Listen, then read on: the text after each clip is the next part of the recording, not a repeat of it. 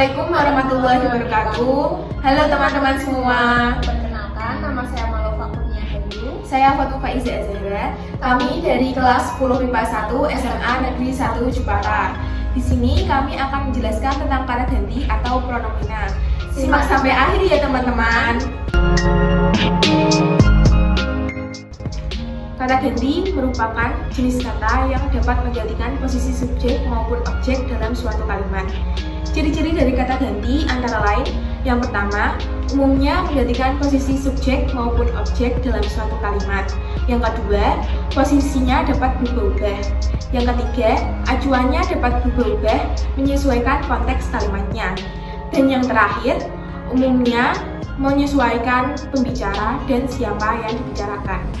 Selanjutnya ada jenis-jenis kata ganti. Yang pertama, pronomina persona atau kata ganti orang. Kata ganti orang merupakan kata ganti yang digunakan untuk menggantikan posisi orang dalam kalimat. Kata ganti orang dibagi menjadi tiga. Yang pertama, ada kata ganti orang pertama. Kata ganti orang pertama adalah kata ganti penulis atau pembicara yang terlibat sebagai pelaku utama dalam sebuah kalimat. Contoh yang pertama ada kata ganti orang pertama tunggal, yaitu aku atau saya. Contoh kalimatnya yaitu saya sedang berada di supermarket. Yang kedua, ada kata ganti orang pertama jamak, yaitu kita atau kami. Contoh kalimatnya yaitu kami akan pergi berlibur minggu depan. Yang kedua, ada kata ganti orang kedua. Kata ganti orang kedua adalah kata ganti yang dimaksudkan untuk lawan bicara atau orang lain yang terlibat langsung dengan penulis atau pembicara dalam kalimat. Contoh yang pertama, ada kata ganti orang kedua tunggal, yaitu kamu atau Anda. Contoh kalimatnya yaitu Anda diminta untuk menemui direktur. Lalu, yang kedua, ada kata ganti orang kedua jamak, yaitu kalian. Contoh kalimatnya yaitu kalian sudah melakukan yang terbaik. Yang terakhir, ada kata ganti orang ketiga. Kata ganti orang ketiga merupakan kata ganti yang ditujukan untuk orang lain, bukan lawan bicara, yang tidak terlihat secara langsung terhadap penulis atau pengucap suatu kalimat. Contoh yang pertama, ada kata ganti orang ketiga tunggal, yaitu ia, dia, beliau. Contoh kalimatnya adalah dia bekerja dengan penuh semangat.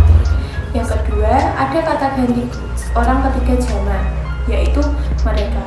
Contoh kalimatnya adalah mereka akan mengadakan pesta malam ini. Yang kedua adalah kata ganti kepemilikan. Kata ganti kepemilikan adalah kata ganti yang dapat digunakan untuk menggantikan posisi kata benda yang dimiliki oleh orang lain. Untuk kata benda yang dimiliki orang pertama, aturan penulisannya adalah kata benda plus ku. Contohnya, mobil itu milikku.